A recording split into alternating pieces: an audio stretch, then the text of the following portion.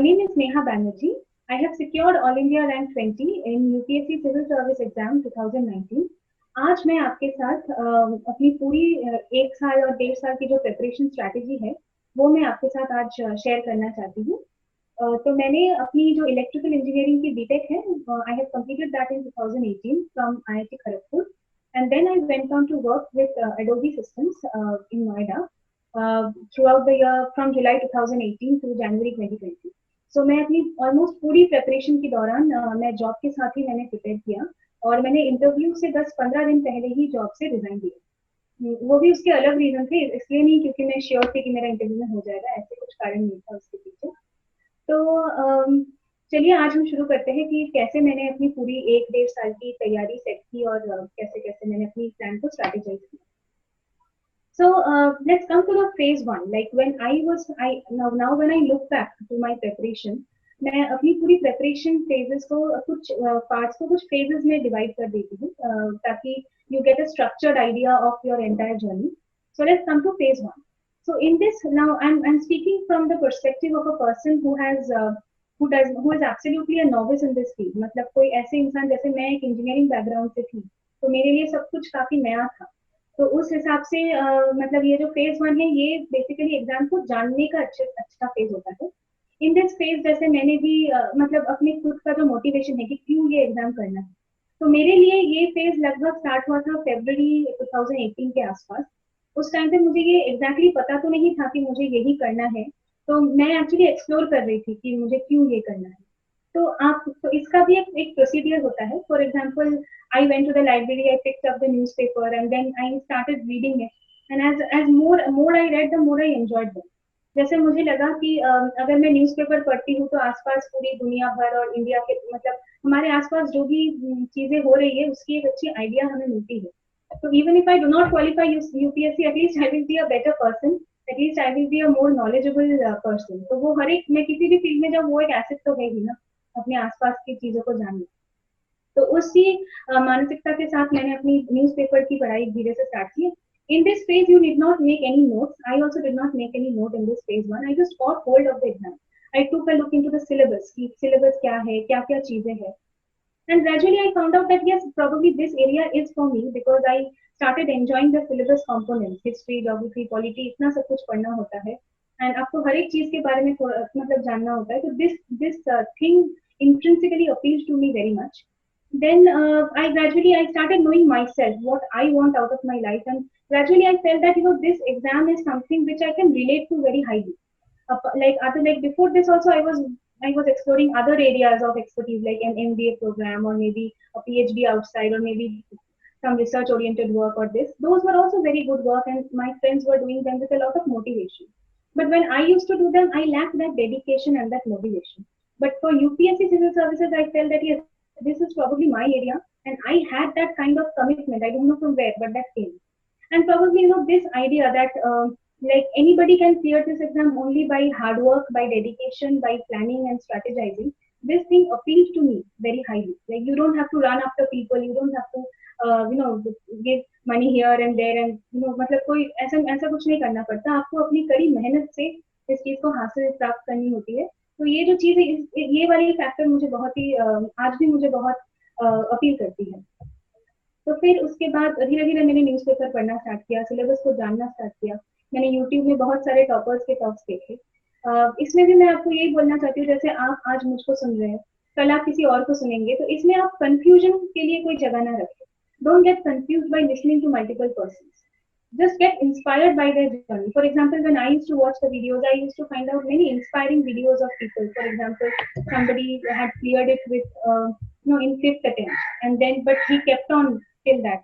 So those kind of journeys inspired me highly, and it still motivates me today. So you also take in the positive factors, keep an open mind, a positive mind, and then I used to watch. I remember on Unacademy that time, Roman Saini sir used to give all those motivational videos like whether you want to be a civil servant or not, how do you know that? So those things appeal to me. Finally, in this phase, I also made out that okay, gradually I decided that this is my area. So you see that the decision was not a one-day job that suddenly on this day I decided that I will be a civil servant. It was not that. It was a very gradual process, and gradually I knew that okay, this is my area. I decided on some important questions. For example, let's say whether I should take coaching or not. This is a very pertinent question which people say. So at least for me, there was a very clear cut answer to this, that I would not go with any traditional coaching, classroom based coaching center. The reason behind this is that मतलब बचपन से ही मुझे खुद से पढ़ने में ही अच्छा comfortable लगता है. मतलब मैं कंफर्टेबली फील नहीं करती अगर मैं कोई और मुझे पढ़ाए या फिर कोई कोचिंग सेंटर, मतलब 4-5 घंटे का क्लासेस हो, ये चीज मुझे बचपन से ही कंफर्टेबल नहीं लगता. तो इसका मतलब ये नहीं कि मैंने कुछ बड़ा कुछ कर दिया और किसी को कोचिंग नहीं लेना चाहिए, ये सब नहीं है. अगर आपका पढ़ने का ढंग ऐसा है कि आपको कोचिंग देके कुछ पॉजिटिव बेनिफिट मिलेगा तो आप जरूर जाए. ठीक है, और अगर आपको लगे कि आपको कोचिंग से कुछ फायदा नहीं होगा तो आप ना जाए. लेकिन ये पूरी पर्सनल डिसीजन है, आपकी पढ़ने का ढंग जो है, जो बैकग्राउंड है, उसके ऊपर मैटर करता है, not any other reason. Secondly, जैसे और एक क्वेश्चन आती है कि should I leave my job और नॉट. ये भी मैंने इसी फेज में डिसाइड कर लिया था कि नहीं, जॉब तो नहीं छोड़ना है. I already had got a PPO last year, I mean in 2017. तो मैंने जॉब नहीं छोड़ने की डिसीजन ना इसलिए लिया क्योंकि एक तो फाइनेंशियल इंडिपेंडेंस वाली बात आती है. मुझे लगा कि अगर मैं एक साथ सब कुछ छोड़ के प्रिपेयर करूँ तो बहुत सारे इधर उधर से क्वेश्चन आएंगे जो मेरे लिए इमोशनली लेना थोड़ा सा मुश्किल हो जाएगा. तो इसलिए मैंने वो नहीं किया. और फिर मैंने डिसाइड किया कि चलो अब करते हैं, जॉब के साथ ही करेंगे और जितना हो पाए मैं अच्छे से अपनी स्ट्रेटेजी करूंगी. तो now let's come two phase 2 of this preparation. Phase 2 मेरा प्रिपरेशन का स्टार्ट हुआ फ्रॉम May 2018 और it went up to September 2018. So this phase was in between. In July I also had my joining for job. अब ये जो phase है इसको मैं बोलती हूँ एक फाउंडेशनल, एक बिल्डिंग ब्लॉक जैसा फेज. तो मान लीजिए मेरा फर्स्ट अटेम्प्ट इसमें था तो सब कुछ नया था, तो मुझे, और मैं इंजीनियरिंग बैकग्राउंड से थी, तो सब कुछ everything was new and I had to learn them from scratch. Only guidance, I mean the only background that I had was that कुछ कुछ जैसे हिस्ट्री, ज्योग्राफी जैसे चीजें हम क्लास 10 तक थोड़ी थोड़ी पढ़ते हैं, बस उतना ही याद था, उससे पहले कुछ नहीं था. तो इसमें मैंने अपनी जो मेन फिलोसफी है कि keep your sources limited at this point of time, at this foundational building block, and don't think too much of the exam, like whether you are going to give prelims or mains and answer writing. I did not think too much of this.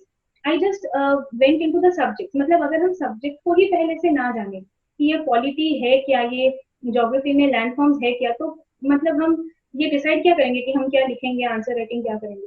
पहले तो subject को अच्छे से जानिए. मतलब उतना करने के बाद ही हम ना बता सकते हैं कि चलो आंसर में ये पॉइंट देंगे कि ये डायग्राम की ये नाम देंगे. तो एक सीक्वेंस होता है स्टडिंग का. उस सीक्वेंस को अगर आप फॉलो करेंगे तो आप लॉजिकली, आपको आपका जो रिटेंशन है वो लॉजिकली आपके दिमाग में बैठेगा.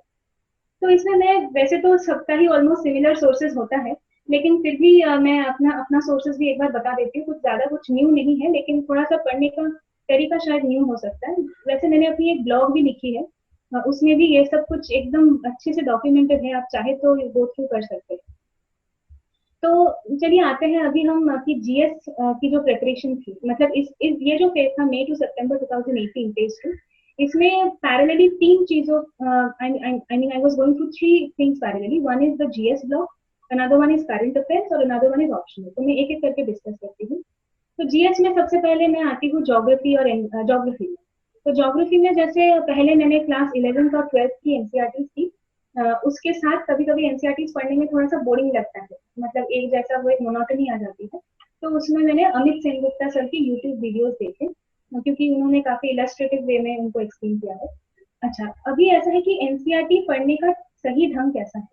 तो मैं ऐसे करती थी कि जब भी, जैसे मान लीजिए अगर कोई 150 पेज का एनसीईआरटी है, तो उसका मैं एकदम शॉर्ट और कंसाइज नोट्स बना के उसको 10-15 पेजेस में लिख देती थी, मतलब अपनी कॉपी में written notes. Okay, I never used to go with that highlighting PDF strategy. और क्या होता था कि एक बार मैंने नोट्स बना लिया, फिर उसके बाद मैं जब भी रिवाइज करती थी, I never used to open the NCERT PDF और the book again, I only used to revise from my notes. तो एक बार 11th 12th एनसीईआरटी कर लिया और उसके साथ स्कूल एटलस जो भी जितना भी देखना होता था देख लिया.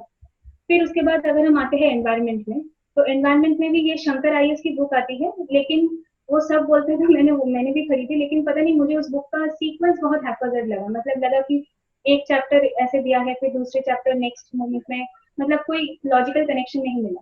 तो मैंने क्या किया, उस टाइम पे अन अकेडमी में श्रेया शर्मा मैम के फ्री कोर्स होते थे, मतलब वो उस टाइम पे सब्सक्रिप्शन बेसिस पे नहीं था, तो एक फ्री कोर्स था श्रेया शर्मा मैम की, तो उन्होंने काफी अच्छे से डॉक्यूमेंट करके रखा था, तो मैंने उनकी कोर्स की हेल्प ली. और फिर मैंने अपनी खुद के नोट्स बनाए। तो फिर ऐसा लगा कि जो शंकराचार्य बुक में इतने सारे पता नहीं कितने मतलब 50 से ऊपर शायद चैप्टर्स होंगे, लेकिन वो मैंने कंसोलिडेट करके एकदम छोटे छोटे नोट्स बना लिए ब्लॉक्स में। तो यही आपका मेन चीज है कि वैसे तो सिलेबस इतना लार्ज है, लोग बोलते हैं कि the syllabus is so vast, but what is your duty? Your duty is to make it shorter, to consolidate it. That you can do by effective note making. I mean, when you are making, तो इससे क्या होता है ना, जब आप खुद short करके चीजों को लिखते हो, इससे आपका एज अ साइडलाइन आपका एक लिखने का हैबिट भी डेवलप हो जाती है for mains also.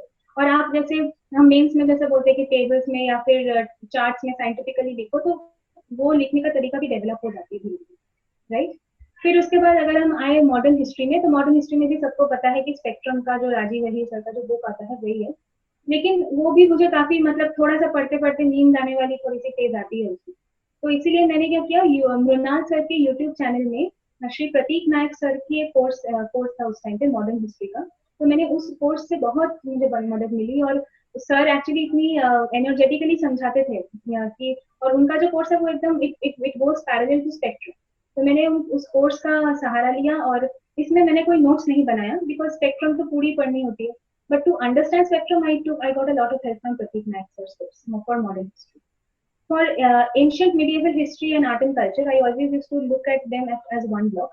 So my base book was the Tamil Nadu board book.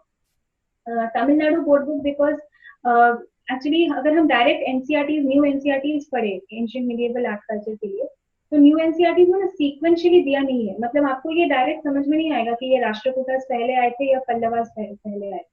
तो इसको सीक्वेंशियली समझने के लिए आप तमिलनाडु बोर्ड बुक को फॉलो कर सकते हैं, और उसके साथ आप फिर एक बार वो बुक आपने पढ़ लिया और आपने थोड़ी बहुत नोट्स बना ली, और उसके बाद you can refer to the class 6 and the class 6, 7, 8 and 12 part 1 part 2 NCERT new NCERT. अब बात यह है कि जो न्यू एनसीईआरटीज है उसमें से आजकल कुछ कुछ प्रीलिम्स के क्वेश्चंस आते हैं, तो वो इम्पोर्टेंट है, और वो काफी एक स्टोरी की तरह काफी कलरफुल वे में प्रेजेंटेड है, तो आप उसको एंजॉय करें। इसके साथ मिडिएवल हिस्ट्री में मैंने अभिषेक श्रीवास्तव सर की एक अनअकैडमी कोर्स होती थी, मतलब वो भी यूट्यूब में, तो यूट्यूब चैनल में मैंने अभिषेक श्रीवास्तव सर की कोर्स देखी। वो भी मुझे बहुत हेल्पफुल लगा, क्योंकि वो एकदम टाइमलाइन, एक स्ट्रिक्ट टाइम, क्योंकि जब भी आप हिस्ट्री पढ़े आप ना एक ऐसा कोई कोर्स या फिर कोई बुक चुनिए जहाँ पे आपका टाइमलाइन अच्छे से एक्सप्लेन हो, ताकि आपको समझने में और आपको रिटेन करने में आसानी लगे उसमें। तो इसमें भी मैंने अपना खुद का कंसोलिडेटेड नोट्स बनाया, क्योंकि इतने सोर्सेस थे, तमिलनाडु अभिषेक श्रीवास्तव सर की क्लासेस, मतलब यूट्यूब क्लासेस, फिर उसके बाद क्लास 11 की जो फाइन आर्ट्स बुक आती है वो भी काफी इंपॉर्टेंट है आर्ट एंड कल्चर में, तो उसको भी आप एंशियंट मिडिएवल के साथ पैरेलली पढ़ सकते हो, और एक जगह पे अपना खुद का नोट्स। अब आते हैं वर्ल्ड हिस्ट्री में। वर्ल्ड हिस्ट्री वैसे प्रीलिम्स में तो नहीं है, तो इसमें आपको एकदम छोटी जो डिटेलिंग होती है उस डिटेल्स में जाने की कोई जरूरत नहीं है। आप बस उसमें एक बर्ड्स आई व्यू रखना, और इसमें भी मैंने मृणाल सर की वेबसाइट से ये एक अर्जुन देव जैसी एक ओल्ड एनसीईआरटी होती है, तो मृणाल सर ने अपनी वेबसाइट में उसी की एक समरी लिख के सर ने he has given a good summary of that in a word format, in a text format. So I went through that those texts of Mrinal sir's website, and along with Pratik Nayak sir का भी एक course आती है YouTube में, इस time पे YouTube में Mrinal sir के चैनल में, तो उनसे मैंने इन दोनों सोर्सेस से वर्ल्ड हिस्ट्री का देखी। फिर अगर हम बात करें पॉलिटी में, तो इसमें तो कोई बात ही नहीं है, सबको ही पता है कि लक्ष्मीकांत ही एक बुक है, लेकिन अगर क्वेश्चन ये है कि अगर सभी एक बुक को फॉलो करें तो फिर मार्क्स में डिफरेंस कैसे आती है। तो इसमें ऐसा होता है कि you have to study the book strategically. For example you can study let's say chapters on president, governor, union territories. These chapters you can study together. Then chapters on Supreme Court, High Court, subsidiary courts. These chapters you can study together. Why? Because this will help you to understand them in a better way. And more, another important thing is that while studying Lakshmikant, Laxmikanth की book के पीछे कुछ important questions होते हैं prelims MCQ level के, आप उनको जरूर रेफर करना। और ये भी एक बात है कि ये लक्ष्मीकांत ना एक बार में किसी को पढ़ के समझ नहीं आता, किसी को पढ़ के होता नहीं है, तो you have to do it round by round. जैसे मेरा ये मई टू सितंबर ये 4-5 महीने का जो था, उसमें मैंने राउंड बाय राउंड आइटरेटिवली इसको कवर किया। ऐसा नहीं कि एक बार पढ़ लिया फिर रिवाइज किया, नहीं। ऐसा हुआ कि मैंने सब कुछ पहले एक बार पढ़ा, फिर उसके बाद फिर से उसी को रिविजिट किया, और ये करते करते एक साइनेप्टिक कनेक्शन हो जाता है। तो ऐसे टाइप के आप पॉलिटी कवर कर सकते हो। अच्छा, इकोनॉमी में आते हैं। इकोनॉमी में तो पहले मैंने क्या किया, पहले एकदम कॉन्सेप्ट्स को अच्छे से समझना चाहिए, तो उसके लिए बहुत ही आसान बुक है क्लास 11 की इंडियन इकोनॉमी। उसमें आपको पूरा पोस्ट इंडिपेंडेंट इंडिया का हिस्ट्री मिल जाएगा, तो आप वो कर सकते हो। फिर क्लास 12 की जो मैक्रो इकोनॉमिक बुक है वहां से आप डेफिनेशंस को उठा सकते हो, मैंने भी जैसे वहां से मैंने डेफिनेशंस को उठाया। फिर उसके बाद 9th 10th की इकोनॉमी में कुछ extra points, for example in 9th economy you will find an extra point given about the National Food Security Act. So whatever notes you make from these, again here also I follow the same strategy, that consolidating a 150-page NCERT book into 10-20 pages and making my own notes, right? And you know, I would also advise that you can leave some gaps in your notes so that you can append extra information as and when you get it. Now another important is that बाकी जैसे बहुत सारे toppers के videos देख के मुझे ये पता चला कि इकोनॉमी का एक बुक है जैसे रमेश सिंह, संजीव वर्मा, तो और फिर कुछ एक नोट्स भी आती है शायद उसका, तो मैंने वो परचेज तो किया लेकिन मैं वो पढ़ नहीं पाई, मुझे वो बहुत ही ओवरवेलमिंग लगा। तो फिर मैंने एक बुक को रेफर किया था जिसका नाम था शंकर गणेश। तो Shankar Ganesh is a very छोटा सा बुक, बहुत ही पतला सा एक बुक है। उसमें एक्चुअली आपको सारे ही टॉपिक्स का मतलब जैसे इकोनॉमी के कुछ पिलर्स होते हैं ना, जैसे इन्फ्लेशन हो गया, वो हो गया, तो जीडीपी हो गया, तो एकदम कॉन्सेप्चुअल क्लैरिटी में बहुत ही पतला सा बुक है, वो मिल जाता है शंकर गणेश में। और फिर उसके बाद मुनार सर, मेरे हिसाब से मुनार सर की कोर्सेज में जो डेप्थ है वो किसी बुक में मतलब मुझे तो उस टाइम पे नहीं मिला था। और बस मैंने डेडिकेटेडली मुनार सर के लेक्चर्स को फॉलो किया। अब वो कोई 1-2 महीने का चीज तो है नहीं कि 1-2 महीने फॉलो करके आपका हो जाएगा। वो मुनार सर के लेक्चर्स भी लक्ष्मीकांत जैसा है, बार बार पढ़ना पड़ता है, बार बार रिटेन करना पड़ता है। और सिर्फ इकोनॉमी नहीं है, जैसे उनके लेक्चर्स में आप पढ़ोगे तो एग्रीकल्चर का भी आपको आइडिया मिल जाएगा, लैंड रिफॉर्म्स का भी आइडिया मिल जाएगा, एनर्जी इकोसिस्टम का भी आइडिया मिल जाएगा, साइंस एंड टेक भी थोड़ा सा कवर होता है इन कोर्सेज। अच्छा, तो ये गया अपना इकोनॉमी। फिर हम आते हैं साइंस एंड टेक। तो साइंस एंड टेक में भी जैसे इसमें भी एक्स्ट्रा कुछ नहीं किया मैंने, लेकिन जैसे कुछ कुछ स्मार्ट वेज है। फॉर एग्जांपल अगर इसरो इसरो के मिशन के बारे में हर साल प्रीलिम्स में कुछ ना कुछ आता है, तो आप एक अलग सा विकिपीडिया से सर्च करके एक लिस्ट आपके पास रख सकते हो। और बाकी जैसे कुछ basics of biotechnology, nano technology, इनके लिए अन अकेडमी में ऐप में भी फ्री कोर्सेज कुछ कुछ होते थे उस टाइम पे, तो वो मैंने रेफर किया था। और बाकी जैसे मैंने बाकी तो ये आपका जो आप विजन आई इसके बाद में करंट अफेयर्स पढ़ेंगे जिसमें मैं आऊंगी, वो उससे कवर हो जाता है। फिर अगर हम देखें कि बाकी जो मिसलेनियस चीजें हैं जो आपकी प्रिपरेशन में बहुत हेल्प कर सकती है इस फेज में, तो उसमें सबसे पहले मैं नाम लेना चाहूंगी एक वेब सीरीज की, वो जो एबीपी की जो प्रधानमंत्री वेब सीरीज आती है यूट्यूब में। मुझे लगता है वो मुझे बहुत हेल्प किया for building the conceptual clarity of post independent India. Usually people suggest post independent India के लिए बिपिन चंद्रा जैसी बुक पढ़ना चाहिए, लेकिन मैंने ऐसी कोई बुक मतलब मैंने वो खरीद के तो रखा था, अभी तक वो पढ़ा है मैंने, I did not touch that book, क्योंकि ऐसे नॉवल टाइप के बुक को हम रिवाइज कैसे करेंगे अगर पढ़ भी लिया तो। लेकिन अगर हम वेब सीरीज देखें तो पता नहीं वो एक मतलब I am usually a person who loves watching cinema and web series and all, तो मुझे वो बहुत अच्छा लगा प्रधानमंत्री।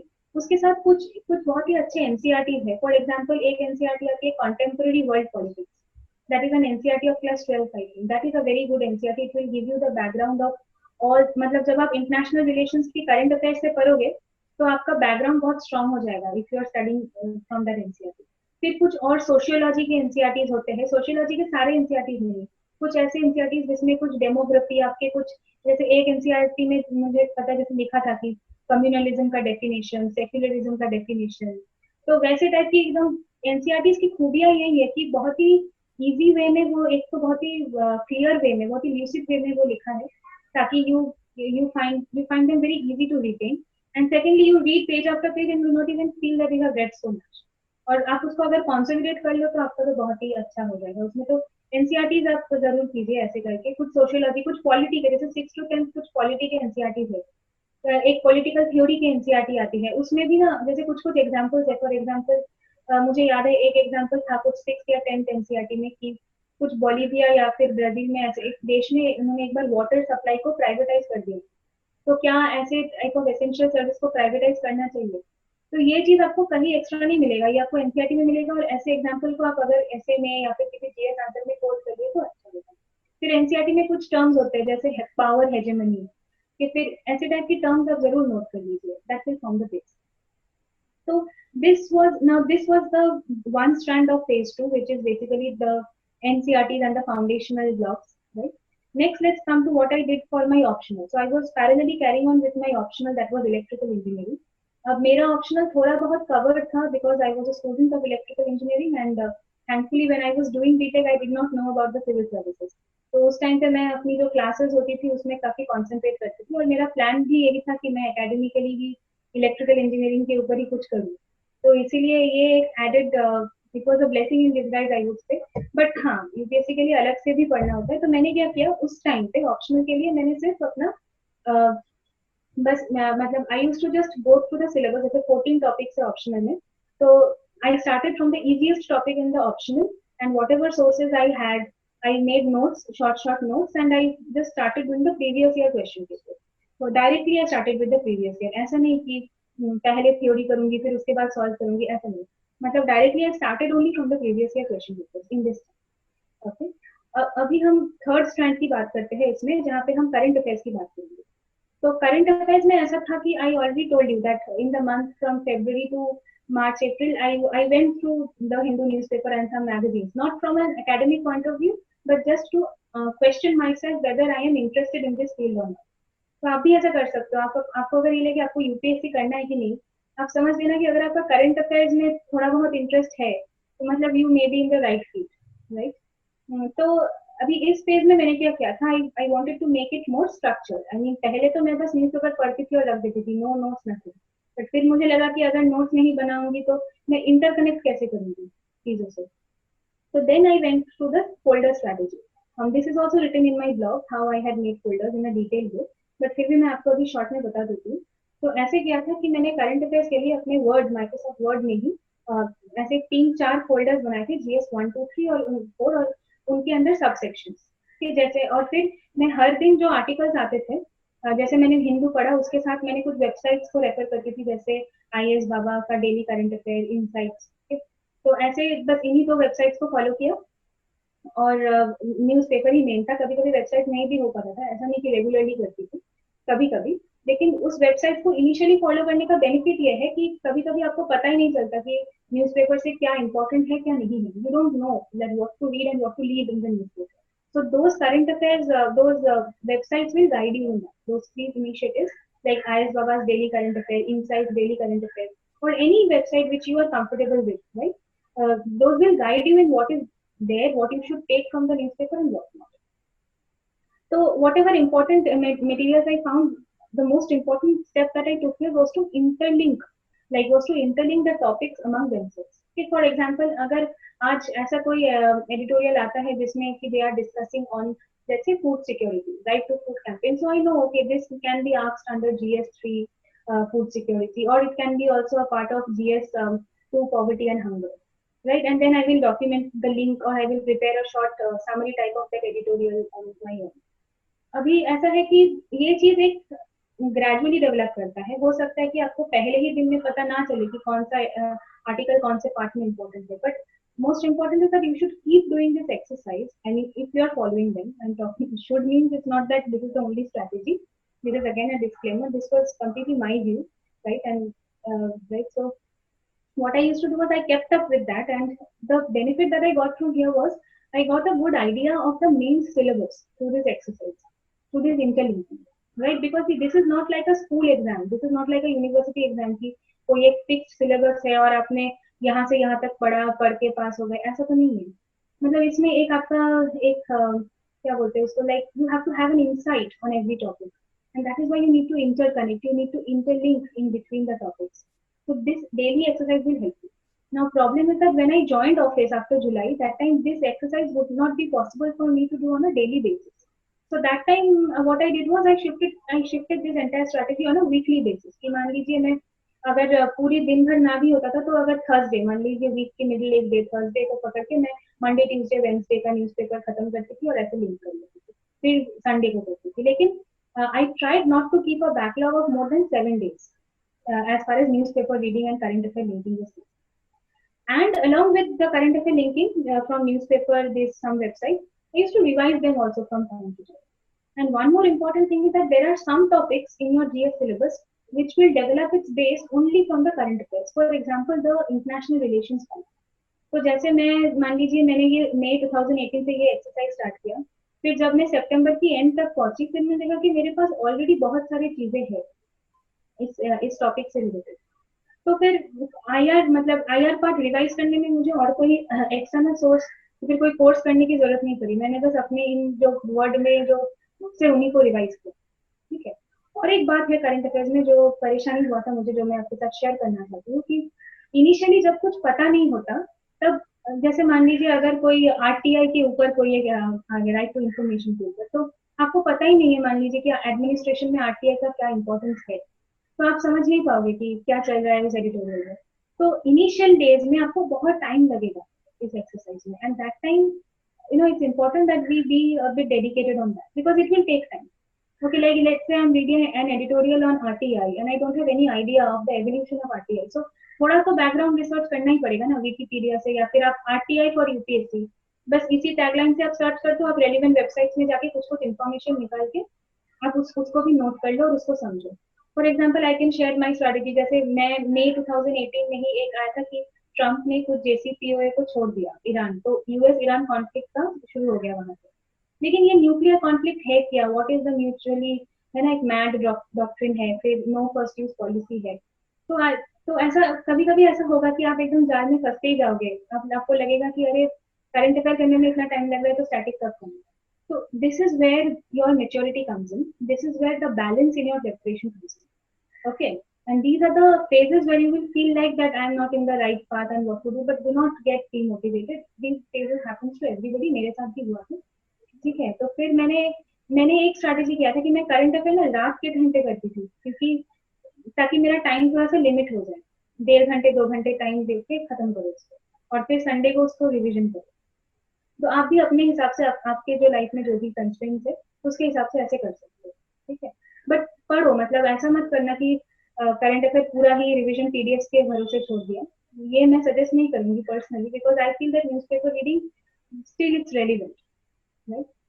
ठीक है। तो अगर हम अभी फेज 2 के बाद हम फेज 3 में आते हैं, नाउ दिस एंटायर जो फेज है आप समझ सकते हो कि this is all prelims and mains combined phase, मतलब इसमें ज्यादा नहीं फोकस किया मैंने कि ये whether I am writing prelims और I am writing mains, no, I am taking it as a comprehensive block, subject wise block. So in the phase 3 where I talk of phase 3 as something which is called structuring the foundation. तो इसमें मेरा main जो मकसद था वो यही था कि जो भी मैंने पढ़ा सितंबर तक उसको रिवाइज करो। एक तो सबसे पहले रिवीजन रिवीजन रिवीजन बार बार, और देखिए रिवीजन का कोई एक फॉर्मूला नहीं होता, कुछ चीजें ऐसी होती है जो आपको बार बार रिवाइज करने से भी नहीं होता, कुछ चीजें ऐसी होती है जो आपको एक बार 2 बार पढ़ने से ही हो जाता है, राइट। तो मैं ये नहीं कहूंगी कि मैंने हर एक टॉपिक को 3 बार या 4 बार, ऐसा नहीं है, मुझे सच में याद नहीं कि इसको मैंने कितनी बार रिवाइज किया, लेकिन फॉर्मूला ये है कि तब तक करो जब तक कि ना वो दिमाग में बैठ जाए, ये चीज याद है। तो इसमें मैंने रिवीजन तो जरूर की, लेकिन उसके साथ साथ मैंने कुछ और भी एक्स्ट्रा एड ऑन्स डाले ताकि मेरी जो प्रिपरेशन है वो थोड़ी सी और कॉम्प्रिहेंसिव डाले, क्योंकि आप खुद ही सोचिए सिलेबस कुछ बहुत सालों से रिवाइज नहीं हुआ है, जो लोग 2021 के देंगे, राइट, 2020 या फिर 21 के देंगे, तो आपको कुछ एक्स्ट्रा चीजें तो करना ही पड़ेगा ना। कोई ये तो नहीं बोल सकता कि मैंने सिर्फ बेसिक्स पढ़ के एनसीईआरटी पढ़ के मेरा रैंक अच्छा आ गया, ये बोलना मिसगाइड करना होगा। ठीक है। तो मैंने क्या किया इस पेज में, जैसे मोनाल सर की वेबसाइट में ना बहुत सारे छोटी छोटी एकदम खजाने छुपे हुए हैं। फॉर एग्जाम्पल लैंड रिफॉर्म्स के टॉपिक, फॉर एग्जाम्पल उनके इंडस्ट्रियल लोकेशंस के टॉपिक, मैंने उनको पढ़ा इस पेज में। इंडस्ट्रियल लोकेशंस के साथ जब मैं इंडस्ट्रियल लोकेशन कर रही थी, मैंने क्या किया कि जो जीसी लियोंग की जो बुक आती है ज्योग्राफी में, वो मैंने पहले पेज में नहीं किया था, तो मैंने जीसी लियोंग की जो पार्ट 2 वाली बुक है ह्यूमन इकोनॉमिक ज्योग्राफी, वो वाला मुझे I found it very related and very relevant to Munal sir's industrial location lectures, and I combined the two sources and made my notes, ताकि मान लीजिए ये लंबरिंग प्रोफेशन कहाँ डेवलप होती है, फिर जैसे एग्रो बेस्ड इंडस्ट्रीज, और बिलीव मी ऐसा एक क्वेश्चन एग्जैक्टली मेंस में भी आया था और मैंने उसी नोट से उसको मैनेज किया। ठीक है। तो जीसी लियोंग की पार्ट 2 और मुनाल सर की इंडस्ट्रियल लोकेशन, फिर जीसी लियोंग की जो पार्ट 1 बुक है वहां जहाँ पे आपका फिजिकल ज्योग्राफी रिलेटेड चीजें हैं, वहां पे बहुत सारे अच्छे अच्छे डायग्राम्स है, मैंने बस उस डायग्राम से उस बुक को रिवाइज किया। ठीक है। फिर उसके बाद जैसे हिस्ट्री में तो मैंने पहले सिर्फ एनसीईआरटी और उसके ऊपर फोकस किया और मेरा खुद के पास नोट्स था। अभी मैंने नितिन सिंघानिया को भी उठाया धीरे धीरे और उसको सिलेक्टिवली कवर किया मेरे नोट्स के साथ, और उसमें मैंने अलग से नोट्स नहीं है, लेकिन नितिन सिंघानिया का पैरेलली मैंने थोड़ा सा रिवाइज किया। While I was revising my notes I looked into the parallel chapters from Nitin Singhania, ताकि चीजें अलग ना लगे। फिर उसके बाद जैसे और एक अच्छी सोर्स, फॉर एग्जाम्पल गवर्नेंस का जो पार्ट होता है कि एडमिनिस्ट्रेशन, डिस्ट्रिक्ट एडमिनिस्ट्रेशन, इन सब की भी तो थोड़ी बहुत आइडिया होनी चाहिए। तो इसके लिए लक्ष्मीकांत की एक गवर्नेंस बुक आती है, वो ज्यादा पॉपुलर नहीं है, बट मुझे तो अच्छा लगा वो बुक के। मैंने I want to mention it. Laxmikanth की गवर्नेंस बुक आती है। फिर उसके बाद एक एआरसी रिपोर्ट तो सभी पढ़ते हैं, लेकिन उसमें भी मैंने बहुत ही शॉर्ट नोट्स बना के अपने बुक में, अपने कॉपी में लिखा। और आप will be excited to know that ARC report में जो चीज है, आप लक्ष्मीकांत गवर्नेंस की बुक को पैरेलली करेंगे ना तो बहुत इजीली कवर हो जाएगा। Almost similar things are given. Then Niti Aayog's 3 year report, that also I did and I made short notes on it. For example, नीति आयोग 3 year report वो भी है कॉम्प्रिहेंसिव, मतलब ये मुलान सर की जो कोर्सेज थे इकोनॉमी में 6 पिलर अप्रोच, नीति आयोग की 3 year जो रिपोर्ट था ना वो भी उसी पिलर अप्रोच में ही जाता था। तो when I used to revise Mrunal sir notes I used to take an important part from the Niti Aayog 3 year report also. फिर उसके बाद जैसे मॉडर्न हिस्ट्री में मैंने इससे पहले से स्पेक्ट्रम और प्रतीक सर के कोर्सेज किए थे। अभी मैंने Shekhar Bandyopadhyay from Plassey to partition उस बुक को भी थोड़ा सा पढ़ा while I was revising the previous thing only. Okay, round by round I was revising and also looking into this. Now I found this book very interesting. I mean, not only for UPSC aspirants, but ये जो शेखर बंदोपाध्याय उनकी लिखने का तरीका इतना शानदार है, मुझे पढ़ने में बहुत मजा आया and I just underlined it important from the novels. Okay, और ये भी एक मजेदार चीज है कि इस बार मेंस में क्वेश्चन आया था गांधी जी के ऊपर कि many voices of the nation, ऐसा कुछ क्वेश्चन आया था। तो वो शेखर बंदोपाध्याय की एक बुक में एक चैप्टर ही है उसके ऊपर, many voices of the nation. तो मुझे लगा कि कहीं ना कहीं मैंने जो वो पढ़ा था, दो मैंने उस बुक को कभी रिवाइज नहीं किया एग्जैक्टली मेन से पहले, बट कहीं ना कहीं वो अपनी सबकॉन्शियस दिमाग में स्टोर हो जाता है। अच्छा, फिर उसके बाद इंटरनल सिक्योरिटी की जो अशोक कुमार मैग्रो हिल की बुक आती है वो मैंने किया। उसमें भी एक्स्ट्रा नोट्स नहीं, बस अंडरलाइनिंग। वो एक बहुत ही पतला सा बुक है और बहुत फास्ट कवर हो जाएगा। फाइनली हम आते हैं एथिक्स में। तो एथिक्स के लिए इस ब्लॉक में, इस फेज में मैंने क्या किया, मतलब बिफोर प्रीलिम्स ये जो, अच्छा ये जो, सॉरी मैं बताना भूल गई कि ये जो फेज 3 था, फेज 2 हमारा मेरा मई टू सितंबर 2018 में था। ये फेज मेरा अक्टूबर टू फरवरी 2018 था। ये जो रिवीजन और एक्स्ट्रा एड ऑन वाली phase, this went on from October to February 2018। So around the fag end of January February I got little bit time to do ethics. तो मुझे ज्यादा time नहीं मिला, मैंने बस लेक्सिकॉन से इंपॉर्टेंट जो बेसिक्स है, डेफिनेशन है, उसको नोट डाउन किया और थोड़ा बहुत अपना नोट्स बनाया और बाकी छोड़ दिया मतलब। लेकिन एथिक्स के लिए ना इम्पोर्टेंट ये है कि I already had gone through the syllabus. Remember I had gone through the syllabus in the month of around February, I mean March to April. Before studying for the exam, I studied the exam nicely. तो इसीलिए मुझे पता था कि ethics के ऊपर क्या क्या थोड़ा आ सकता है। तो whenever I used to look into, for example, अगर I'm looking into modern history, वहाँ पे अगर मैं ये पढ़ रही हूँ कि ब्रिटिशर्स ने हमारे ऊपर कैसे कैसे atrocities किए, तो I also looked into it from an ethical angle. Nobody had written them in the book that see this will be asked in GS score, but आप उसको थोड़ी सी एथिकल एंगल से देख सकते हो। सिमिलरली जब मैं करंट अफेयर्स करती थी, तो उस टाइम पे अगर कुछ ऐसा कुछ आ गया which is related to ethics, तो I use to note it down. Okay, तो आप भी इसीलिए आप पहले सिलेबस को पढ़ के अगर एग्जाम में आएंगे ना मैदान में, आपको बहुत बेनिफिट होगा। Right, so this was overall my journey till February 2018. That is the combined mode of preparation. I hope you can understand the phase wise gradation of my strategy. अच्छा, अभी मैंने अपना स्ट्रैटेजी बताया, इसका मतलब ये नहीं कि इट वाज पिच परफेक्ट और एकदम सही। मतलब जितना एंथुसियास्टिकली मैं आपको बता रही हूँ उतना एनर्जेटिकली वो हुआ नहीं था। इसके बीच में भी बहुत सारे अप डाउन आए थे। मतलब ऐसा लग रहा था कि पता नहीं कुछ कोई गाइडेंस नहीं है, कोई वो चीज नहीं है, ऐसा हुआ था। Okay, लेकिन that happens to everybody, that may happen, like, and that is a part of the journey. Okay, those things are a part of. Now it has been done and completed. That's why I'm sharing with you. But it may not. It was not this goody goody when I was actually executing the plan. But you know the main thing is that try focus on executing. If you spend too much time only on planning, ऐसा ना हो। मतलब आप execution के ऊपर भी ध्यान देना, वो इम्पोर्टेंट है। नॉट ओनली कुछ कुछ लोग ऐसे होते हैं जो बहुत अच्छे से प्लान तो कर लेते हैं, बट एग्जीक्यूशन, वो मेरे साथ भी कभी कभी होता है। So take care. Okay. Now let's enter into prelims specific preparation. That is from around March 2019 to March 2019. So I told you the phases from May to September 2018, from October to February 2019. Now from March to June 2019, the prelim specific.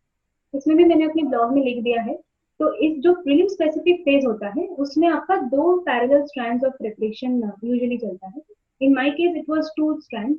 One was the revision part and revision completely from a prelims point of view, and another one was the everybody knows the test series and the mental alertness part, because see prelims not only tests your knowledge, it also tests your mental alertness and decision making ability, right?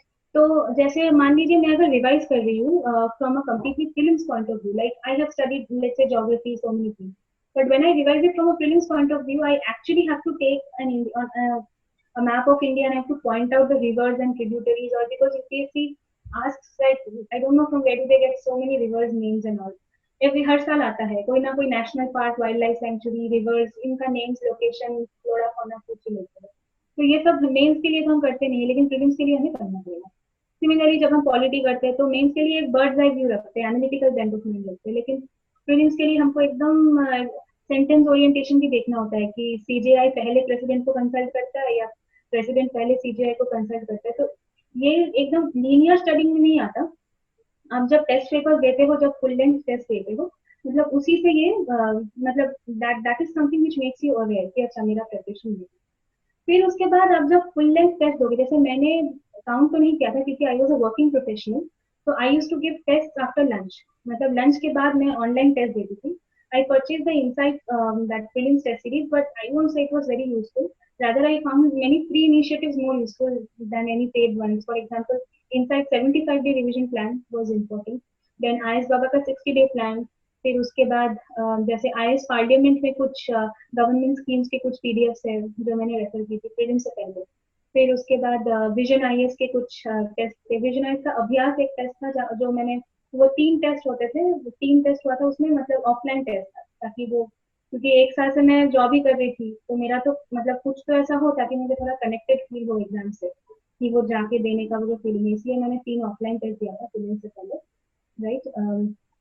फिर तो मैं जब अपनी full अब prelims में ना ये बात है कि वो आपको वो मैजिकल पॉइंट कभी भी नहीं आता जब आपको ये लगे कि अच्छा चलो मैंने अपनी सिलेबस खत्म कर लिया है और मैं आज से टेस्ट देना स्टार्ट करूंगी, ऐसा पॉइंट कभी नहीं आएगा.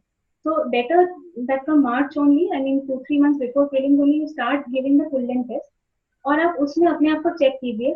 उसमें आपके 2 तरीके की आप इम्प्रूवमेंट कर सकते हो. एक है on the knowledge front, I mean from the test आपको कुछ नया चीजें पता चलेगा.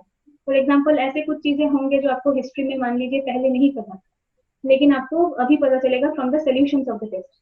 So whatever knowledge you get, note that down on a separate copy or maybe add it to lecture wherever you have made notes or anything. That depends on you. जो second part है वो आपका mental alertness और decision making ability को check करता है. For example जैसे मैंने अपनी ब्लॉग में कुछ हैक्स बताया है कि प्रीलिम्स में कैसे आपको मेंटली अलर्ट रहना है. अगर ऐसा कोई क्वेश्चन है कि आपने बस क्वेश्चन को आपने देखा, आपको डायरेक्टली आंसर नहीं पता तो आपने छोड़ दिया, ऐसा टाइप की एटीट्यूड नहीं चलेगा. You have to fight for it, right. For example मान लीजिए कि एक क्वेश्चन ऐसा है कि इन प्रीलिम्स हमारे प्रीलिम्स में क्वेश्चन पूछा था कि ये गुप्ता एम्पायर में कुछ एक टैक्सेशन था, वो that taxation applied for which of the following options. तो 4 ऑप्शंस दिए थे, उसमें से एक ऑप्शन ऐसा था जिसमें लिखा था कि this was applicable to the eldest brother of the family. Another option था कि this was applicable to this was a weekly wage system. तो अभी देखो मुझे डायरेक्टली आंसर नहीं पता था, लेकिन अगर हम थोड़ा सा कॉमन सेंस अप्लाई करें यहाँ पे तो ये आएगा कि मतलब डायरेक्टली एंशियंट हिस्ट्री की हम बात कर रहे हैं, वहां पे उतना डॉक्यूमेंटेशन क्या पॉसिबल है कि कोई बोल देगा कि परिवार के बड़े बेटे को ये जाता था या फिर ये वीकली वेज होता था. तो उस हिसाब से मैंने 2 ऑप्शंस निकाल दिए और फाइनली जो बचा है वही एक सही आंसर था. ठीक है, तो फिर आप ये प्रीलिम्स जब करोगे तब आप अपना खुद का स्ट्रैटेजी बना लेना. जैसे फर्स्ट राउंड में आप उनको मार्क कर लेना जिसके बारे में आप 100% श्योर हो. सेकेंड राउंड में आप उसमें करो जिसमें आपका थोड़ा सा आधा आधा फीलिंग होगी, 50-50 हो सकता है, नहीं हो सकता है, उसमें थोड़ा सा कॉमन सेंस अप्लाई कीजिए, फाइट कीजिए. और लास्ट में आप उनको कीजिए जिसमें आप पूरी ही तरीके से एकदम गट सेंस से आंसर. तो ये जरूरी नहीं है कि सबके साथ ऐसा ही टेक्निक काम करे, लेकिन आप खुद का टेक्निक जरूर बनाइए. और प्रीलिम्स में ऐसे आप रिवीजन, प्रीलिम्स का प्रिपरेशन 2 ही पार्ट है, रिवीजन और टेस्ट. और टेस्ट से मोस्ट इम्पोर्टेंट कि टेस्ट से सीखो, मतलब ऐसा नहीं कि टेस्ट दे दिया छोड़ दिया 50 टेस्ट दे के चले गए, नहीं. टेस्ट से सीखो, नॉलेज में भी सीखो और अपनी कॉमन सेंस एबिलिटी में भी उसको भी टेस्ट करो. Okay, this was all about prelims. Now let's come to the next phase which is the mains, right. तो अभी देखिए मेरी जो प्रिपरेशन है वो आपको समझ में आ रहा है कि what was the nature of my preparation. तो मैंने प्रीलिम्स से पहले उस हिसाब से आंसर राइटिंग कभी की नहीं थी. मैंने जनवरी फरवरी में when I was in that phase 3 from that October to February 2018 वाला फेज, along when I was revising and adding little add-ons to my preparation, I tried writing 1 or 2 previous year questions, right, but I wrote such so bogus answers that I left it and I said that चलो अभी prelims में focus करते हैं क्योंकि answer writing तो इतना खराब है कि अगर मैंने इसके ऊपर फोकस किया तो शायद prelims ही बिगड़ जाए, राइट. तो अभी लेकिन मैंने टॉपर स्ट्रैटेजी से मतलब ये वीडियोस से मुझे ये पता चल गया था कि आंसर राइटिंग बहुत जरूरी चीज है। तो ये भी एक मन के अंदर एक भय जैसा था कि आंसर राइटिंग करनी है। तो मैंने क्या किया, मैंने ये डिसाइड किया कि चलो मैं उस टाइम पे भी मैं जॉब में थी, तो मुझे लगा कि चलो मैं जॉब से आके शाम को ऐसे 7 बजे के बाद बैठती हूँ और 7-8 आंसर खत्म करती हूँ। लेकिन ये चीज मैंने करना शुरू किया, ये इनसाइड सिक्योर से, आईएएस बाबा टीएलपी प्रोग्राम से या फिर प्रीवियस ईयर क्वेश्चन से I started writing. But here also this method never suited me. I mean मुझे लगा कि मैं अगर रैंडम दिन में अगर 5-6 आंसर्स लिखूं, वो भी रैंडम सब्जेक्ट से, तो हाउ विल आई नो कि weather I M improving it और नॉट। एंड मोस्ट इम्पोर्टेंटली मतलब मैंने आज एक आंसर देखा, तो 1 महीने बाद मुझे कैसे पता चलेगा कि मैंने उस टाइम पे कैसे आंसर लिखा था और मैंने इम्प्रूव किया कि नहीं, राइट। और चेक करने के लिए तो कोई था भी नहीं वैसे भी। तो फिर मुझे ये जो रैंडम डेली आंसर राइटिंग का चीज है, ये मेरे लिए सुटेबल उस टाइम पे नहीं था। तो मैंने फालतू में 2 वीक्स वेस्ट किया इस स्ट्रैटेजी के ऊपर।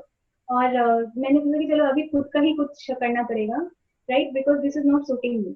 तो मैंने क्या किया, I went through the previous year question. और दिस इज एक्चुअली, ये जो प्रीवियस ईयर क्वेश्चन है ना, ये एकदम सबसे इंपॉर्टेंट रिसोर्स है जो हम मानते नहीं है। So please, I advise you that take help of this. This is a freely available resource. Okay, take maximum benefit of this. तो मैंने प्रीवियस ईयर क्वेश्चंस को ब्लॉक वाइज एनालाइज किया। जैसे मतलब जब मैंने प्रीलिम्स से पहले मैंने पढ़ा था, तो एक प्रीलिम्स में कंबाइंड प्रिपरेशन हुआ था। जैसे मैं जब पॉलिटी पढ़ रही थी, तो I was studying both from perspective of prelims and mains. Okay, now my only focus should be on the GS papers. तो मैंने क्या किया, धीरे धीरे मुझे इन जीएस पेपर्स में एक पैटर्न दिखा। That came gradually, not it was not a one day affair, but since I'm sharing my strategy with you, I would like to tell you how I saw the pattern. You may see it in a different way, that is absolutely fine. तो how I saw was कि मान लीजिए block, अगर हम एक block की बात, first block की बात करते हैं, तो फर्स्ट ब्लॉक मेरा था जीएस 1 का जो 1/3 पोर्शन था, which was connected with ancient history, medieval history, art and culture, world history, post independent India, the entire history का। ओके, तो वो एक ब्लॉक था, this was the shortest block. I mean from the basis of number of question, on the basis of number of questions it was the shortest, but on syllabus wise it was very wide. तो आप समझ सकते हो कि इसका cost benefit ratio काफी कम है कि सिलेबस है इतना ज्यादा लेकिन क्वेश्चन आएंगे इतने कम। तो मैंने उसको साइडलाइन किया initially. Next I moved on to the next block. This block mainly consisted of the entire GS two except international relations. मतलब पूरा GS two dealing with those topics, for example judiciary, parliament, constitutional bodies, regulatory bodies, right. फिर उसके बाद जैसे आपका वो हो गया administration, governance, poverty, hunger, vulnerable sections, okay, civil society organisation, NGO, वो सब, राइट। और उसके साथ हमारा जीएस 1 का जो सोसाइटी का पार्ट है, वो भी इसी के साथ ही जुड़ा हुआ है। क्योंकि सोसाइटी में भी आप क्या करते हो, communalism, secularism, women related schemes, SC ST related scheme, जो कि आप इजीली जीएस2 में वल्नरेबल सेक्शंस के साथ मैप कर सकते हो। तो मैंने इसका एक मैप बनाया, I mean map in the sense mental map बनाया। और मैंने क्या किया कि आईएएस बाबा की जो टीएलपी वेबसाइट है, ठीक है, और कुछ मतलब मोस्टली आईएएस बाबा की टीएलपी वेबसाइट, और कुछ इनसाइड सिक्योर के जो क्वेश्चंस है, और मोस्ट इम्पोर्टेंटली मृणाल सर भी अपने वेबसाइट में इन्होंने ऐसे ब्लॉक वाइज कुछ कुछ टॉपिक्स रखे हैं। तो मैंने ऐसे ब्लॉक वाइज इनके प्रीवियस ईयर क्वेश्चंस को एनालाइज किया और उसके आंसर्स मैंने लिखने की कोशिश की। ठीक है, अब मुझे कैसे पता चला कि मैं खराब लिख रही हूँ या फिर अच्छा लिख रही हूँ? एक तो एक गट सेंस वाली फीलिंग आती है कि आपको खुद पता चल जाता है कि आप बहुत बेकार के आंसर लिख रहे हो या फिर दूसरी। और दूसरी बात, आप मोनाल सर के वेबसाइट में भी अगर जाएंगे तो वहां पे भी उन्होंने कुछ मॉडल आंसर दिए हैं। या फिर आप जो विजन आईएएस के आजकल वो होते हैं कि वो टॉपर्स की प्रीवियस ईयर टॉपर्स की आंसर शीट्स भी अपलोड कर देते हैं, तो आप उनको जरूर देखें कि दूसरों के आंसर देखने में कोई गलती नहीं है। मैंने भी देखा था, मुझे लगा कि चलो मैं जो लिख रही हूँ शायद वो इनके जैसा अच्छा नहीं हो, लेकिन ऐसा नहीं है कि ये जो टॉपर्स है वो बहुत ही आउट ऑफ द वर्ल्ड चीजें लिख रही है, बहुत ही शानदार, ऐसा नहीं है। मुझे भी लगा कि उनके पास भी जो टाइम कंस्ट्रेंट मेरे पास है उनके पास भी था, और उन्होंने भी वैसे ही लिखा। ठीक है, तो मुझे थोड़ा सा कॉन्फिडेंस मिला वो सब देख के। तो फिर मैंने ऐसे ही करके, ये एक ब्लॉक था। दूसरा ब्लॉक ये था कि पूरा इकोनॉमी, मतलब GS 3 everything except internal security, right, and GS 1 geography part. जो तो इसमें ना बहुत इंटर रिलेटेड चीजें like agriculture, science, tech, economy, disaster management, geography, इसका एक ब्लॉक। फिर और एक ब्लॉक था जैसे internal security and international relations, IR, GS two और जीएस3 के कुछ पार्ट। ये भी थोड़ा सा सिमेंटिकली इंटर रिलेटेड चीजें हैं। और फिर एक ब्लॉक था अपने एथिक्स के लिए। तो ऐसे 4-5 ब्लॉक्स में मैंने सिलेबस को डिवाइड किया, और 10 दिन के लिए मैंने हर एक ब्लॉक को टाइम दिया, वो भी आइटरेटिवली, राइट। और फिर मैंने उसी से रिलेटेड कुछ क्वेश्चन देखे, कुछ आंसर लिखने की कोशिश किए, मैंने सीखा कि कैसे आंसर लिखते हैं। तो अभी ये तो यही था मेरा आंसर राइटिंग स्ट्रैटेजी। अब इसमें मुझे और एक चीज बहुत सताती थी कि मैंने कोई टेस्ट सीरीज क्यों नहीं ज्वाइन किया। ये टॉपर्स हर साल बोलते हैं कि टेस्ट सीरीज ज्वाइन करना चाहिए मेंस के लिए। मैंने ज्वाइन नहीं किया। मुझे बहुत सताती थी इस बात को, मैं बहुत डरी हुई भी थी कि क्या मेरा सिलेक्शन हो सकता है। I am not doing the conventional things, but you know the way, like from where I got confidence was that I anyway did not have many options, right? I could have just left it, okay, or I could have gone with this answer. I mean, conventional topics and conventional ways, taking a test series and doing daily answer writing, which I knew internally. मन से मुझे पता था कि वो काम नहीं करने वाला, तो मैंने अपनी मन की बात सुना और थैंकफुली मुझे मेंस से बस 2 महीने पहले ऑफिस से अनपेड लीव मिल गया। That was a blessing to me कि 2 महीने मुझे अनपेड लीव मिला और उसमें थोड़ा सा इम्प्रूव हुआ। मतलब स्पेशली ऑप्शनल को थोड़ा सा, इलेक्ट्रिकल को मैंने उस 2 महीने में कवर करने की कोशिश की। राइट, तो इलेक्ट्रिकल अभी इस फेज में ऐसा था कि ऑप्शनल में मैंने क्या किया, मैंने यहाँ पे भी प्रीवियस ईयर क्वेश्चंस में बहुत सारा फोकस किया। ओके, और जितना भी मैंने पढ़ा था उसको रिवाइज किया, और जो थोड़ी थोड़ी चीजें बाकी, कुछ कुछ सिलेबस भी बाकी था मेरा प्रीलिम्स से पहले। 80% सिलेबस कवर हुआ था, 20% बाकी था, उसको भी मैंने खत्म किया इसी 2 महीने में इलेक्ट्रिकल। और बाकी आंसर राइटिंग ऐसे ही ब्लॉक वाइज चलता रहा।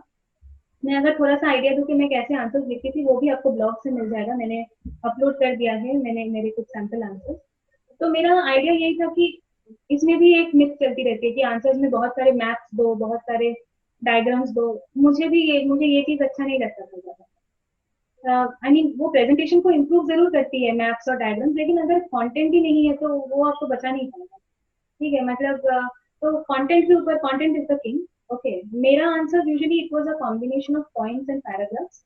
आई used to write in points and paragraphs, और ऑलरेडी टाइम इतना कम है उसमें, अगर मतलब ऐसा तब कुछ कुछ चीजों में ऐसा था कि कोई एक मैप या डायग्राम आपके आंसर को बहुत वैल्यू ऐड करती है, तो in those cases give that. But in rest of the cases you can just write whatever you know. I mean, of course in a clear and a coherent manner, जो आपको practice के साथ develop हो, right? But do not stress yourself unnecessarily on this fact कि मैं diagram नहीं दे रही हूँ या फिर मैं ऐसे नहीं दे रही हूँ। ऐसा कोई यूएसपी, कोई रूल नहीं है। तो ये रहा मेरा आंसर राइटिंग मोरलेस मीन्स के लिए। ऑप्शनल का भी मैंने बता दिया। अब आते हैं एसे और एथिक्स का मेरा क्या स्ट्रैटेजी रहा है। तो इसका भी मैं अपने ब्लॉग में लिखूंगी, अपडेट करूंगी। तो मैंने कोई ऐसे भी नहीं लिया था, इसमें भी कोई टेस्ट सीरीज नहीं। टेस्ट सीरीज क्यों नहीं लिया, क्योंकि एक तो मुझे थोड़ा सा एक्सपेंसिव लगता था, सच बताऊँ तो, टेस्ट सीरीज। और दूसरी बात, टेस्ट सीरीज मुझे लगा कि उतना टाइम कहाँ है कि मैं लिखूंगी, कोई चेक करेगा, फिर कॉल में फीडबैक देगा, या फिर सेंटर में जाके, उतना टाइम तो है ही नहीं। उससे अच्छा जितना हो पाए अपना बेस्ट दो, अगर नहीं हुआ तो अगले साल तो है ही दूसरा है।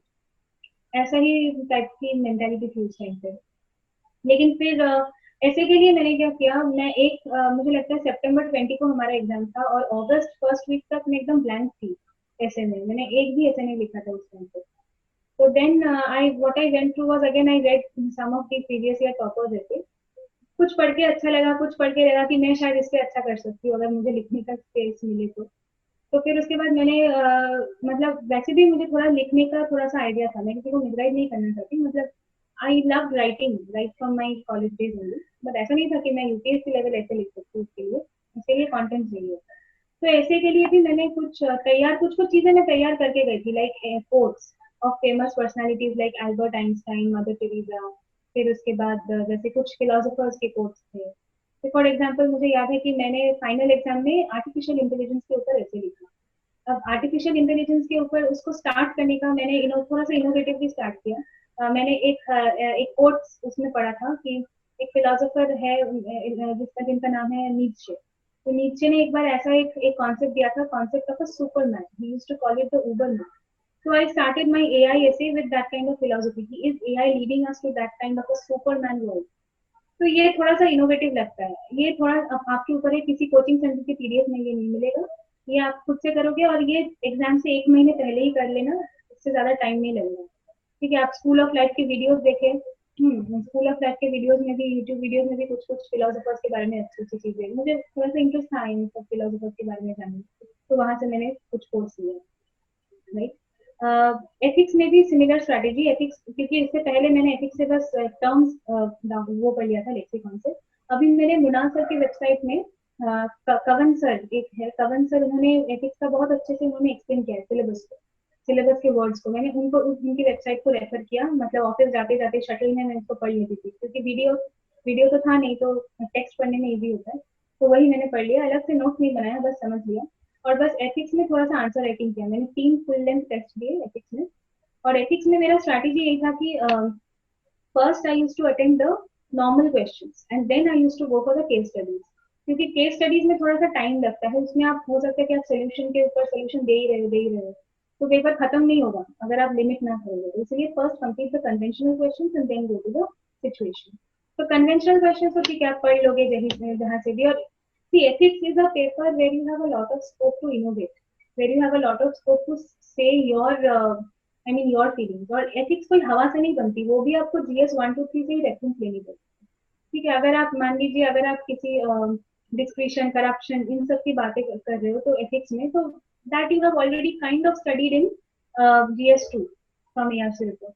सिमिलरली अगर आप इकोनॉमिक, मान लीजिए मैं जब कर रही थी उस टाइम पे एक ऐसा न्यूज आया था कि किसी कोई कंपनी ने किसी फार्मर को ऐसे वो कर दिया क्योंकि उन्होंने एक पेटेंट लॉ को डिफाई किया था। तो इसका एक एथिकल इशू, हर एक चीज में अगर आप शुरू से एक एथिकल इशू देखोगे तो ethics paper is not at all difficult, it gives you a lot of scope to express your ideas on issues. Similarly situation reaction में भी मैंने क्या किया था, मतलब इसमें भी थोड़ा सा प्रैक्टिकल होना पड़ेगा आपको, मतलब आप एथिक्स लिखना मतलब हरिश्चंद्र बनना नहीं है, ठीक है, कि एकदम जो भी मन, मतलब जो कभी हो नहीं सकता प्रैक्टिकली, उसको लिखने में क्या फायदा, आप सिविल सर्वेंट बन रहे हो, आपको फील्ड में काम करना पड़ेगा। उस आइडिया को आप दिमाग में रखिए और थोड़ा सा प्रैक्टिकल सोल्यूशन प्रपोज कीजिए। उसमें मुझे अभी तक मार्क्स आए नहीं है तो I can not say that पे, और नाइदर मैंने कभी किसी से अपने पेपर्स को चेक किया, बट मुझे ऐसा लगता है कि थोड़ा सा प्रैक्टिकल चीजें लिखोगे तो अच्छा लगेगा। बट ये आपके ऊपर डिपेंड करता है आप कैसे इसको देखते हो, right? These are all very subjective things. Okay, it's a personalised and a subjective paper. यही था मेरा ओवरऑल मेन की जो स्ट्रैटेजी। तो मैंने, आप देख सकते हो कि मैंने कोई पेड टेस्ट सीरीज की सहारा नहीं लिया, मैंने कोई आंसर फीडबैक देते हैं ये सब भी नहीं लिया। ऐसा नहीं था कि, मतलब मैं लेना चाहती थी इनको, लेकिन मेरे पास टाइम नहीं था कुछ कुछ।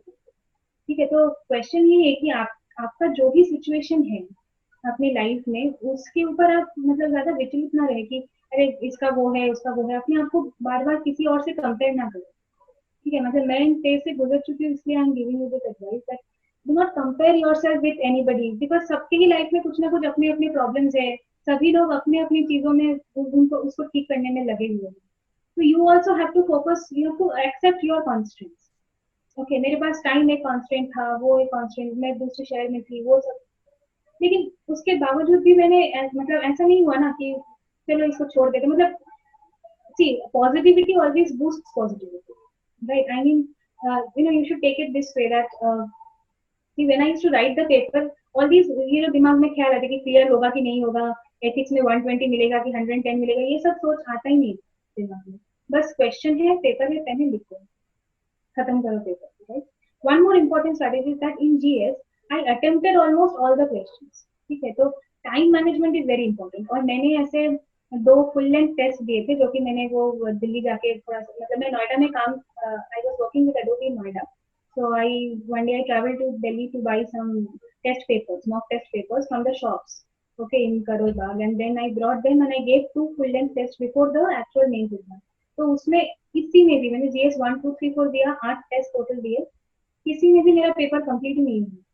तो मैं इतनी टेंस थी कि फाइनल एग्जाम में कंप्लीट होगा कि नहीं होगा। तो पता है, जब एग्जाम में एंटर कर रही थी तो दिमाग में बस यही घूम रहा था कि खत्म करना है paper, irrespective of whether I score और नॉट। ठीक है, बस खत्म करना है ताकि मेरे वो सेटिस्फेक्शन मिले। Okay, so now let's come to the final stage, which is interview. So interview, I did not do anything special. I just kept up with reading the newspaper. Okay, and because I was not sure, मुझे कोई idea नहीं था कि answer सही है कि गलत है, right? And I was also going through a difficult phase in life at that point because I was on the verge of changing my job. I wanted to change my job and I was thinking for some other backup option in my career. तो ये सब बहुत चीजें चल रहा था, लेकिन उसमें अचानक से इंटरव्यू कॉल आ गया। तो इंटरव्यू के लिए मैंने अलग से नहीं किया, जो सब करते हैं, डैप को एनालाइज करना अच्छे से, डैप से क्वेश्चंस निकालना about your school, about your education background, about your like your hobbies and all, सोच समझ के भरना उसको, वो करना। और मैंने 3 जगह से मॉक इंटरव्यू दिया है। दृष्टि IAS, अनअकैडमी और चाणक्य IAS से, इन 3 जगह से मॉक इंटरव्यूज ऑलमोस्ट हर एक इंस्टीट्यूट का ही फ्री में ही होता है, लेकिन प्रॉब्लम ये होता है कि जब आप सिलेक्ट हो जाते हो तब वो मतलब आपके वीडियोस देते हैं, वो अच्छी बात है, सबको इंस्पिरेशन मिलती है उससे। लेकिन कुछ कुछ ऐसे मेरे पास बहुत सारे आजकल कमेंट्स आ रहे हैं कि मैम आपने उस कोचिंग से उस इंस्टीट्यूट से आपने कोचिंग लिया इसीलिए आपका वीडियो दिया है, तो आप भ्रमित मत होना इन सब चीजों से, ठीक है? मतलब डोंट गेट मिसगाइडेड। हम उन कोचिंग इंस्टीट्यूट से हम बस मॉक देते हैं और उनके रिस्पेक्टिव पैनल मेंबर्स रहते हैं, 30 मिनट 30-40 मिनट का ही टाइम होता है, ऐसा नहीं कि हम उस कोचिंग इंस्टीट्यूट से शुरू से जुड़े हुए हैं, right? That is the thing. But for interview, it's more of your personality. It's more of how you answer. Um, it's more of your confidence. And like my strategy, I don't know, marks is not yet come out, but my strategy was that मुझे जितना पता है मैं उतना बोलूंगी, ठीक है? मतलब बाइनरी चीज नहीं है कि पता है तो बोल दिया, नहीं पता है तो बिल्कुल ही ना बोल दिया, नहीं। जितना पता है, अगर 50% पता है तो 50% कॉन्फिडेंस से बोलो, ठीक है? वो कुछ जज नहीं करेंगे आपको कि अरे आप जुगाड़ू हो, आप इसलिए 50% बोलो, नहीं। मतलब हर एक आंसर में नो नो नो नो बोलते मत रहना। मतलब ऐसा होता है ना कि हम क्वेश्चंस को देखते कि अरे ये तो हम क्रिकेट खेल रहे हैं, ऊपर से बॉल आ रहा है, हम बैटिंग कर रहे हैं एक क्वेश्चन से, ऐसे मेंटेलिटी के साथ मत जाना, उसको एक अपॉर्चुनिटी की तरह देखना। जितना पता है उसमें एक डिस्कशन, एक kind of try to engage yourself in a discussion with the board, okay? That will show that you are a very like you are interested in that conversation, right? You are not nervous and you want to discuss, you are very उत्सुक। Interview के लिए इतना ही था, बस। तो यही था मेरा ओवरऑल जर्नी इंटरव्यू में मेरे साथ। मतलब मैं ये तो नहीं कहूंगी कि मेरा इंटरव्यू काफी स्ट्रेसफुल था, ऐसा कुछ। एक नॉर्मल ही इंटरव्यू था, ऑलमोस्ट 35 मिनट्स का इंटरव्यू था।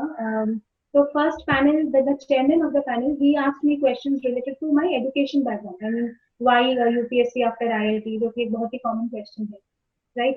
This kind of thing. Then one panel member, he asked me a lot about current affairs. I mean, like for example, freedom of speech for civil service aspirants, civil servants. Do you think freedom of speech should be given? Then about model code of conduct in elections.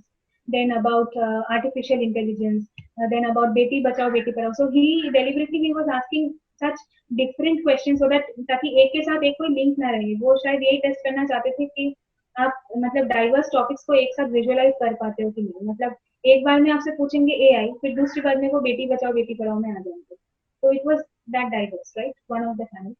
Another panelist, panel member, he asked me completely on electrical engineering. I mean, it was so detailed. Like I was feeling as if I was giving some engineering interview. ऐसा लग रहा था। मतलब exactly ये भी पूछे थे कि solar power factor का PLF क्या होता है। These things we usually like. So that type of detailed questions came. Then after that, another like she was a lady. There were two lady board members also. So she asked me about some questions that if you are posted in a situation question, that if you are posted in a district, what will you do for girls in the district who are of a childbearing age, I mean adolescent girls. तो इसमें भी आप ना interview में अगर अगर आप मतलब मेरा एडवाइस ये है कि आप बहुत जनरल बातें ना करो, क्योंकि आप एक सिविल सर्वेंट एस्पिरेंट हो, आपके बातों में कुछ स्टेटिस्टिक वो होना चाहिए। तो मैंने बोला कि यस मैम, ऐसे इंडिया में more than 50% of women they are diagnosed with anaemia, तो ये एडोलेसेंट वुमेन का एक बहुत बड़ा प्रॉब्लम है। तो ये जो एक स्टेटिस्टिक है, this statistics will prove that ठीक है, you are aware, I mean you are not talking from respect of a layman। ऐसे तो आप किसी से भी बात कर सकते हो, तो फिर आप में और एक सिविल सर्वेंट मतलब एस्पिरेंट में वो डिफरेंस क्या है? So don't speak too much on layman, don't use jargon on the interview, but do not keep some statistics ready। I mean जो आप मेंस आंसर में लिखते हो वो आप इंटरव्यू में भी दे सकते हो, राइट? ताकि बहुत जनरलाइज ना लगे, ऐसा ना लगे कि आपके साथ बहुत एकदम बातें कर रहे हैं, ऐसे नहीं। मतलब it should be a professional and it should look that you have some knowledge, some good ground base. तो वो आप कर सकते हो। जैसे तो फिर एक कुछ ट्रिकी क्वेश्चन मुझे ये लगा कि मैंने उनसे ये पूछा था कि do you think like in my डैफ I had a scholarship, a science scholarship. So she was saying that you are a science scholar, so tell me, is science important or religion is important? Which one of them is supreme? So I tried to go through a balanced way, but then she was asking, no, science is all about logic and religion is all about faith. So you have to choose among one.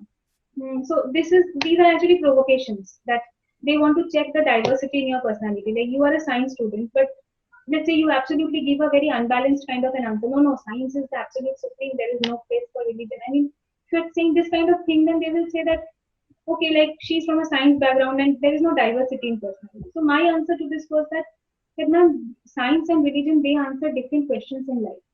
I mean, religion is a different question in our life. They give us a different direction, a different way of thoughts in our life, and science gives us a different way of thought. So why mix the two? And it is not necessary that they have to be antipolar. Okay, it's not necessary that there always has to be a comparison. Both can perfectly go. And why unnecessarily create, a wedge between them? So this kind of thing. Right?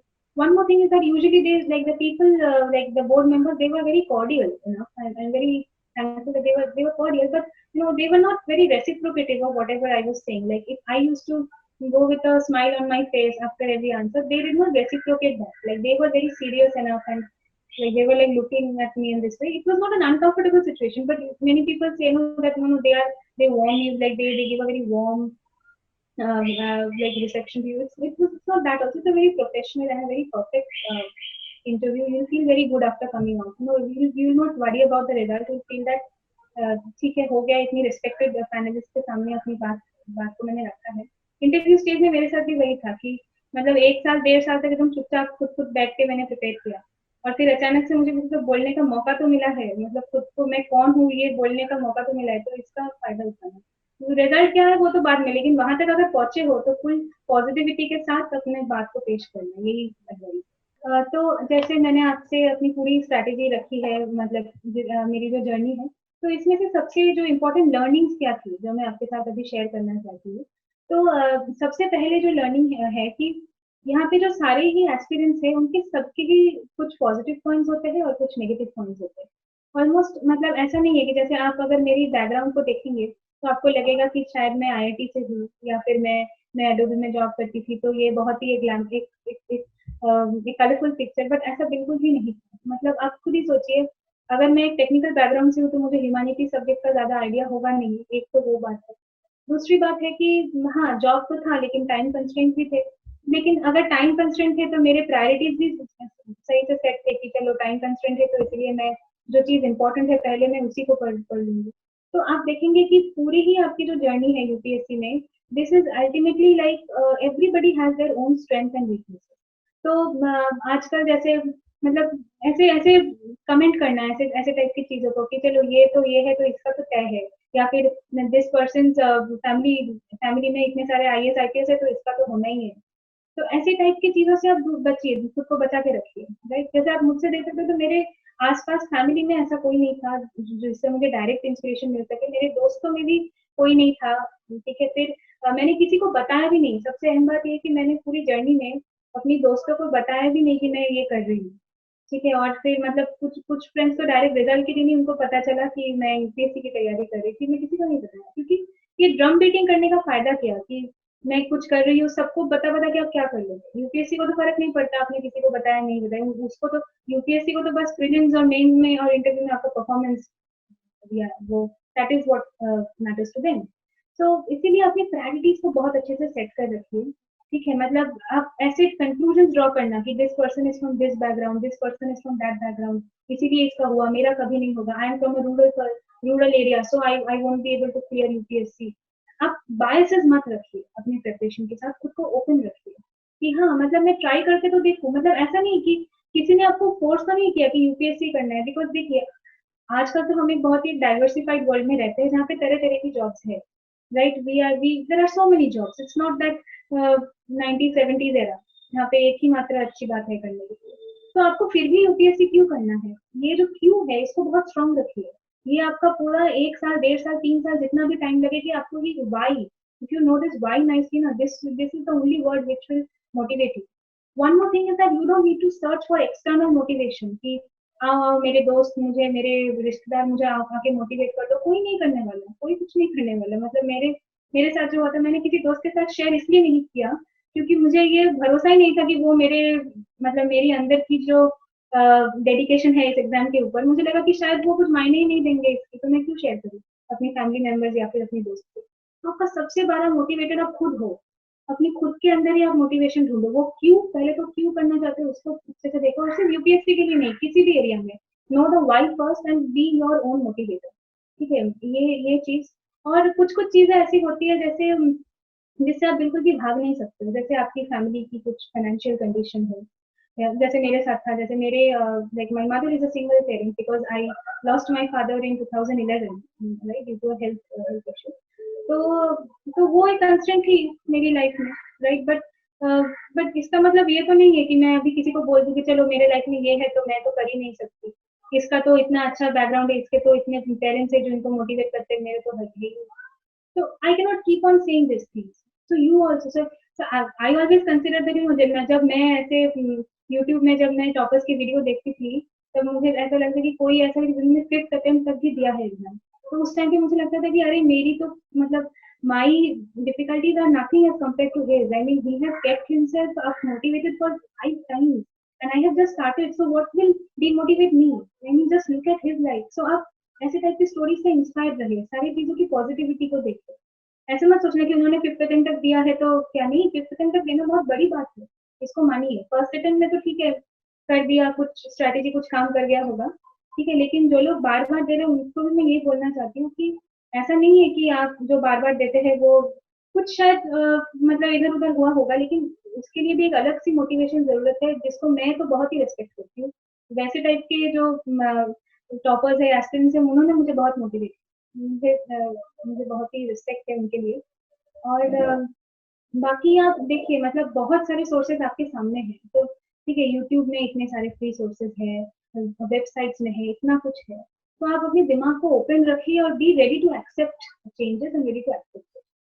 और एक last बात ये है कि this is a journey of balance. Like if I speak academically, तो आप देखेंगे कि आप कोई भी इशू उठा लीजिए, मान लीजिए आधार इशू, कोई बोलेगा आधार से एकदम इंडिया का प्रोग्रेस ही बदल जाएगा, कोई बोलता है कि नहीं, इतना नेगेटिव इफेक्ट होगा, ठीक है। तो कोई मतलब आप जैसे बहुत सारी, ये आत्मनिर्भरता, कोई बोलता है आत्मनिर्भर भारत मतलब वापस जाना, कोई बोलते हैं नहीं, ये एक नया भारत का वो है। तो हर एक को आपको पता नहीं चलेगा क्या सही है क्या गलत है। तो आपकी प्रिपरेशन भी ऐसा ही है, कुछ सही गलत है ही नहीं इसमें, जो आप करोगे, मन से करोगे, डेडिकेशन के साथ करोगे, वही आपके लिए सही है। आप उसको एक्सेप्ट करो, ठीक है। मतलब तो ऐसे टाइप की क्वेश्चन कि मैं जॉब छोड़ू, should I leave a job, should I take coaching, should I stop watching television, should I stop watching Facebook, इसका कोई एक जवाब होता ही नहीं है। You have to maintain a balance, you have to find that medium, that mid point, जो होता है ना बुद्धिज्म में एक मध्यम मार्ग का फिलोसफी, आपको उसी में अपनाना है और दिमाग को ओपन रखना है, और बस why you want to do this, make that stronger, and everything else will fall into place. So that, and my best wishes to all of you finally, and yes, may you do very good things in life. Thank you.